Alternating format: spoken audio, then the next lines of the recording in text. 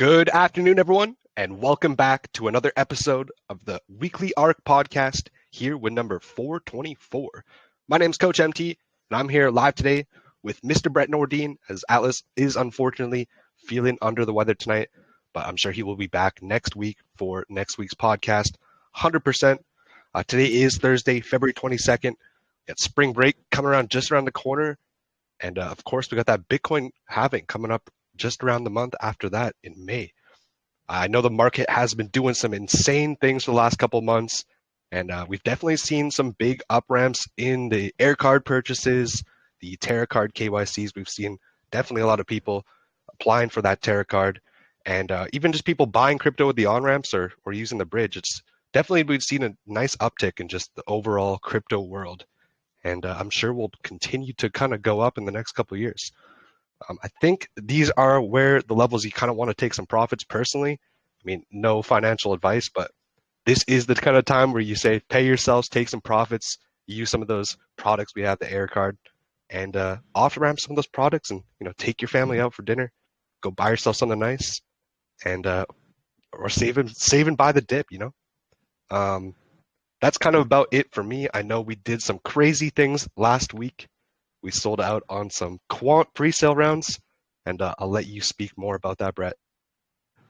Yeah, we had a great. It was really a pre-sale final sale. we didn't know how it was going to go. We did the first round, and that went really quickly. And so we opened the second round with a little bit more capital to raise, and that one went fairly quickly as well. And then once we closed it, people were sort of clamoring and hammering on the door saying, can we get in? Can we get in? But we closed it off, and that's it for this round. In the future, let's see and deliver on this fund first, get everybody back that 10x, that 5x, and then we will look at and assess whether we're going to open a second fund, a different fund, whatever it might be, maybe under different terms. We don't know. So we really want to deliver on this one because it's really going to be putting us in a unique situation where a lot of these projects, and we've talked about this many times, haven't succeeded for a bunch of different reasons. So we want to be sort of, always on the forefront of, being successful, putting our investors first, getting that return back to our great investors in our community, and then taking a look. No time to be greedy. Let's do this one in a conservative way that we know we can deliver on, and we've put ourselves in a good position to have a nice buffer. We've been currently testing all of the trading, and we're looking at a couple weeks to get started and make that launch and go live. So we're looking forward to that, working hard in the background.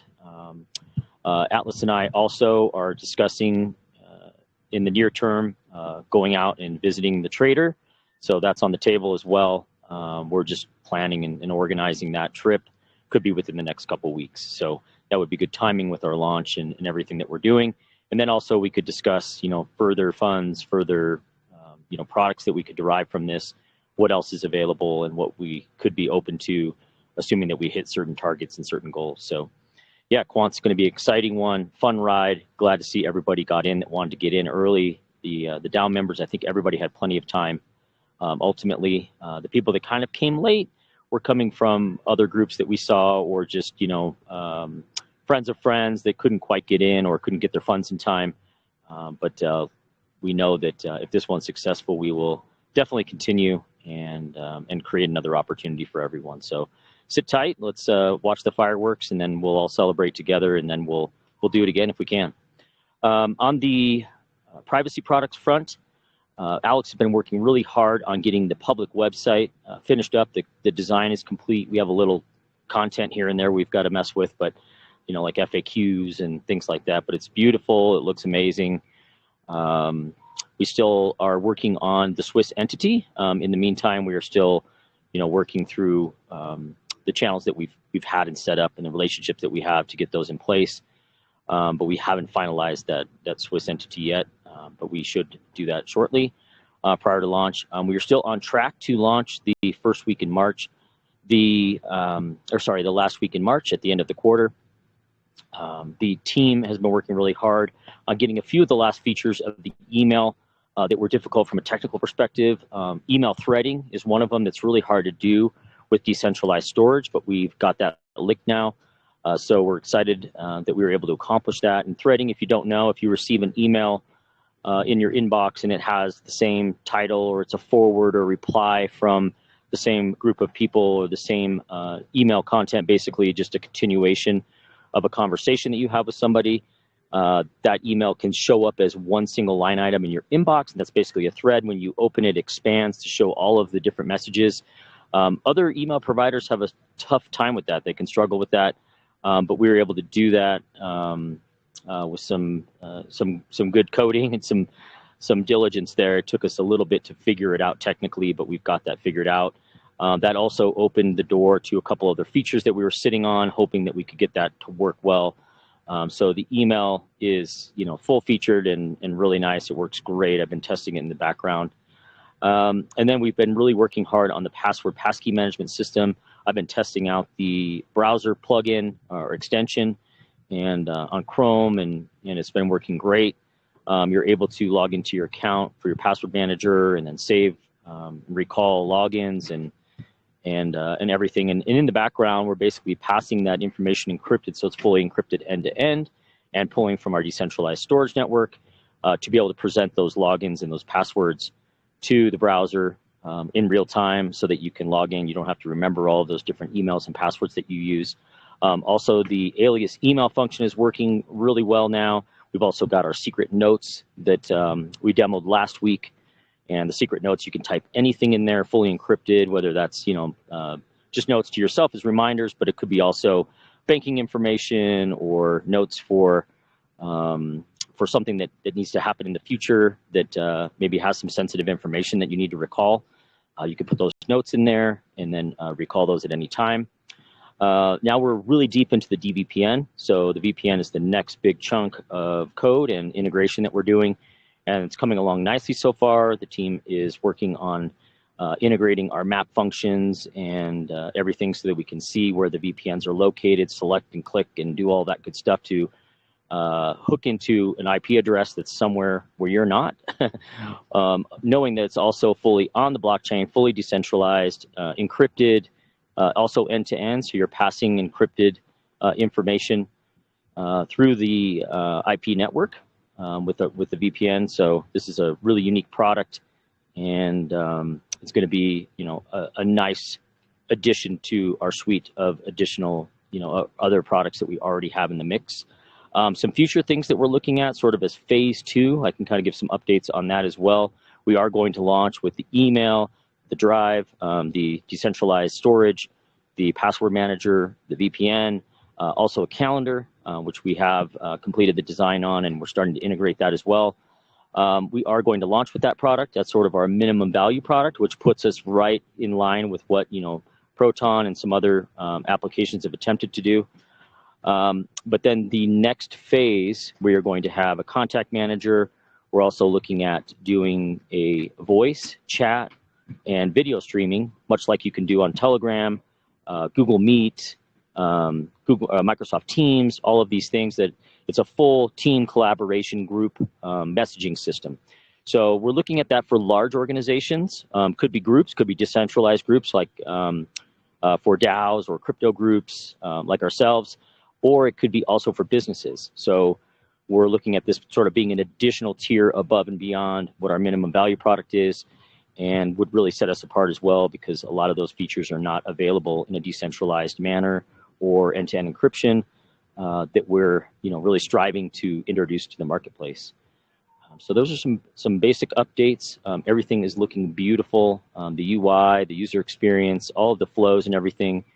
We've been going through them with a fine-tooth comb. We also have QA testing going on in the background. So when we're ready to release, we're going to have a product that's not only reliable, but also super simple, easy to use, and people can just jump in and start using it, migrate over as much as they want to or as little as they want to. But we're going to be able to grow and expand with not only the minimum value product, but then also introduce this to the business sector, which I think for SMBs or small, medium-sized business groups, or also people that are concerned about privacy, could be a larger organization that jumps in, direct sales organizations, network marketers, with a platform for collaboration with the chat, the voice, and the streaming video.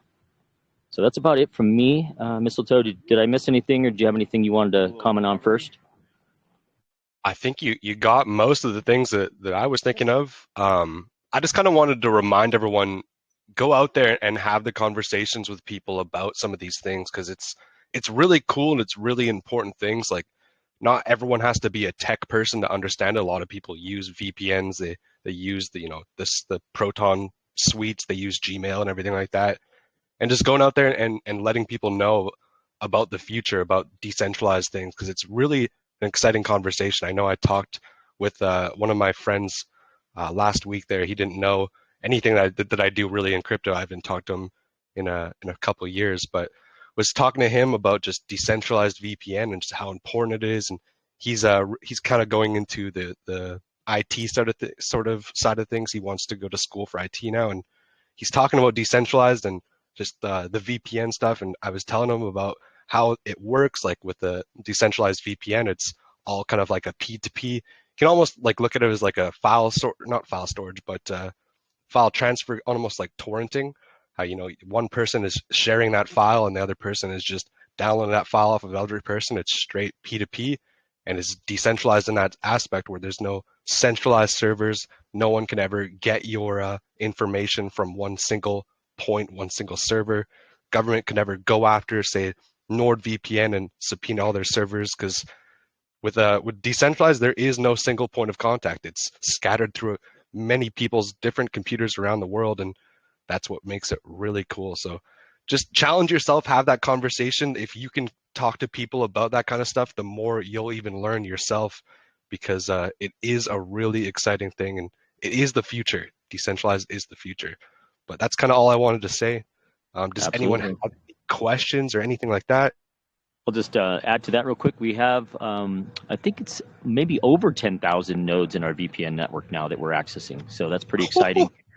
We are going with the major countries that are sort of initially within our community. We do have access to the whole network if we need it. There are some countries where there have been set up sort of some super servers in areas like Iran and some others, which we don't really have a big presence for yet. But if we do need to tap into some of those, we can. So very global coverage right out of the box. So we're excited about that. It's a full featured offering. We're not going skimpy, 2 or 3 servers here and there or something like that. We have a very extensive node network. Yeah, and to your point, it doesn't have to be just crypto people. It's people that are privacy conscious and understand, we're kind of big tech has fallen short in terms of, privacy and selling your data and selling you advertising constantly. I almost can't even use Outlook anymore. It's just, the ads. I click on stuff and I'm like, oh, it wasn't a real email. It was an ad. Now I go off on some other, and now I get fed because I clicked on it. Now I get fed everything from there forward, so, decentralized browsing technology is coming around as well. And so we're hoping to see that. Brave is not really decentralized, but it's a step in the right direction in terms of just, eliminating spam and ad-free and those kind of things, protecting you to some degree. But there are some decentralized browsers too that are coming up that are nice, built on Chromium, which is open source, but have these decentralized blockchains behind it, and use a mnemonic seed phrase to encrypt everything that you have, very similar to what we're doing with our passphrase. So yeah, I think we're in the right spot at the right time, and I think it's only going to become more and more aware. And good point with the cards and what's going on with our on and off ramp. We've definitely seen an uptick in those, and don't underestimate when we really get moving here and everybody in your neighborhood's talking about Bitcoin or crypto or whatever it might be towards the end of this year. That's an opportunity to talk to them about how are you going to off ramp? How are you going to take profits? How are you going to on ramp into crypto? Are you going to go through centralized exchanges? If you are, what are the risks in doing that? And I think those conversations are going to happen more and more. And I think we're poised. We have great product sets, well proven. And we know we have some really big organizations that are looking at onboarding that. Still testing, still in the testing phase. But Atlas has mentioned, 350,000 people as part of one single group that could completely change the game here in terms of revenue and uses for our crypto banking products. And then hopefully segueing, and we're kind of, like I mentioned, the roadmap items with the chat, the voice, and the streaming. We're trying to tailor this product to fit where that group would see this as a real application that they could adopt. So we're really keeping that in mind, and where the development might take us. But still, from a business perspective, I've used a lot of different collaboration tools. I don't like Slack. Just the real-time nature of Telegram is amazing, but there's some features on Telegram. Obviously, it's not decentralized, but there's some features on Telegram I'd like to see better, or do better. And I think one of the things is just setting up groups and running streaming and things like this. We do it pretty well on here, but it's a little clumsy sometimes. So it can be improved. And we're setting out to try to do that in a fully encrypted, decentralized way. So that's kind of the future there, a little peek into the roadmap for the privacy suite. Let's go. I can't wait. I'm definitely going to be a premium customer myself. Get rid of the pesky Google Suite products, or even if you're using Proton. I know a lot of people are using Proton. They're definitely going to be a big competitor of ours. So yeah, definitely gear up. I know everyone here probably has ARK tokens waiting, ARKnet tokens waiting for the launch, and put them to use. Yeah, and we're just now, we have what I think is the framework for the final products and pricing packages. And so I need a little bit more time to consider and think through a few more things on those, but we'll be getting those into the mix here shortly, so that people can have a pretty good idea of like how we're going to structure the products and how they're going to buy them and all of that kind of stuff. So we're still have to set up the web store, and that's really happening early next month. That starts along with the calendar and the final testing and QA that's being done on the code. So we're just we're buttoning that up, and I hope to have that. We can probably publish that in the beginning of March to give people a heads up as to how we're going to sell this. Let's go. Looking forward to it. I know I can hear the commotion in the background. You're over on the mountain skiing in the sunshine. I can hear a few people yelling. I tried to pick a quiet spot. Hope it wasn't too bad. Oh no, it was great. But let you get back to the mountain, shred in the sunshine. Has been a great podcast. Thank you everyone for joining us today. We will see you back here next week, Thursday, 2 p.m. EST, 7 p.m. UTC. We'll open up some questions here at the end. But thank you for everyone that tuned in. We'll see you all next week.